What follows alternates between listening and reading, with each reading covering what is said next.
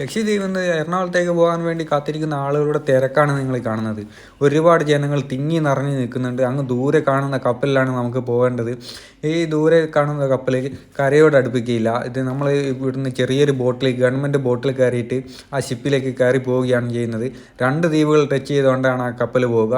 കവരത്തി ദ്വീപ് അതുപോലെ ആഡ്രത്ത് ദ്വീപ് എന്നീ 2 ദ്വീപുകൾ വഴിയാണ് ആ കപ്പൽ പോകുന്നത്. ലക്ഷദ്വീപിൻ ജനതകളുടെ ഏറ്റവും വലിയ കഷ്ടപ്പാടുകളിൽ ഒന്നാണ് ഈ കാണുന്നത്. അങ്ങനെ അവസാനം ഒരു ബോട്ട് കിട്ടി. അതിൽ ലേഡീസിനെയൊക്കെ കൈപിടിച്ച് ചേർക്കുന്നതാണ് ഈ കാണുന്നത്. അങ്ങനെ ഞങ്ങൾ ബോട്ടിലെ യാത്ര തുടർന്ന് ഷിപ്പ് ലക്ഷ്യമാക്കിക്കൊണ്ടുള്ള യാത്രയാണ്. 30 ആളുകളെയാണ് ഒരു ബോട്ടിൽ കയറ്റുന്നത്. കടലിൻ്റെ ഭംഗിയും ആസ്വദിച്ചുകൊണ്ട് ഞങ്ങളിത് അതിൻ്റെ അടുത്ത് ലക്ഷ്യമാക്കി എത്തിക്കൊണ്ടിരിക്കുന്നു. ഈ കാണുന്നത് പോലെ വീഡിയോയിൽ ചെറിയൊരു ഷിപ്പായിട്ടാണ് തോന്നുന്നതെങ്കിലും ഏകദേശം 10-600 ആളുകളെ കൊള്ളിക്കാൻ കപ്പാസിറ്റിയുള്ള ഒരു ഷിപ്പാണത്. അങ്ങനെ ലക്ഷദ്വീപിൻ്റെ മണ്ണിൽ നിന്നും വിട പറഞ്ഞുകൊണ്ട് ഞാൻ എറണാകുളത്തേക്ക് പോവുകയാണ്. കരുതിയതുപോലെ കൂടുതൽ വീഡിയോസൊന്നും എനിക്ക് കവർ ചെയ്യാൻ പറ്റിയിട്ടുണ്ടായിരുന്നില്ല.